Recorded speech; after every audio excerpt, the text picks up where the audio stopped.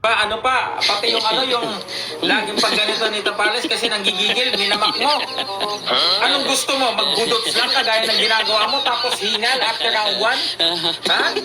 Sobrang inggit na yan pa. Bakit? Kasi yung lahat ng mga pangarap mo si Tapales ang tumupad. Di ba? Pagbihira ka para sabihin mo, may nag-comment kasi mga idol, sinabi na, idol, knockout si Marlon in 3 rounds. Tapos, sabi niya, mamatik yan, geng. Tapos sinabi pa, ikaw lang makakatalo kay Tapales. Ganyan ka kainggit, ha? Ganyan ka kainggit. Diba, yan lang ang kaya mong gawin. Bakit ikaw, par? Ano nang balita sa karera mo ngayon? Ha? Ano nang update sa'yo?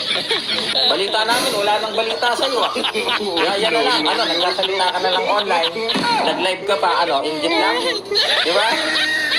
Well, anyway, hindi ka naman namin masisisi kasi ang daming mga big opportunities sa ibang mga boksingero. Ikaw, nandyan lang nag-aantay. Diba? Kawawa ka naman para. Huwag mo namang masyadong ipahalata na inggit ka kay Marlon Tapales. Diba? May pagganyan-ganyan ka pa eh. May pagganyan-ganyan ka pa. Natural, si Marlon Tapales, kondisyon. Diba? Tawag dito, napakaganda ng ginagawa sa ensayo, sa training camp. Kaya yung mga ganun na mga epektos, ikaw, di ba? Magte-training, sasayaw-sayaw ka. O tapos pagka laban, hingal. Di ba? Pupunayin mo pa yung mga gigil ni Tapales na gano'n. Ginagaya mo pa, minamak mo pa. Di ba? Ang tingin sa'yo ng tao niyan, Dre? Pambira na yan, parang paatras ka, Dre, ah. Di ba? Nakakaano lang tingnan eh.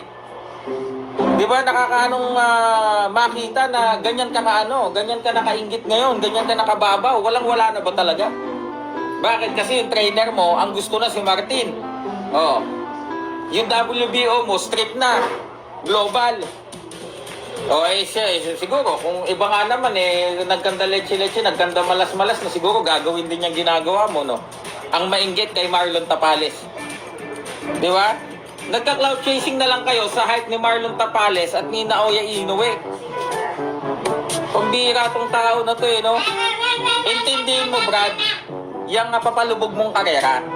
Diba? Si Marlon Tapales, gugulatin niya ang mundo. At alam ko naman na inggit na inggit ka sa kanya kasi sabi mo nga nung nanalo siya kay Ahmad Aliyev, sabi mo, pera-pera yan lang guys. Si Tapales kulang sa suntok. Diba? Loko-loko to eh. Comment down below guys. Anong tingin nyo sa ginawa ng kangkong na yan? Inggitero. Idol, si Tapales knockout.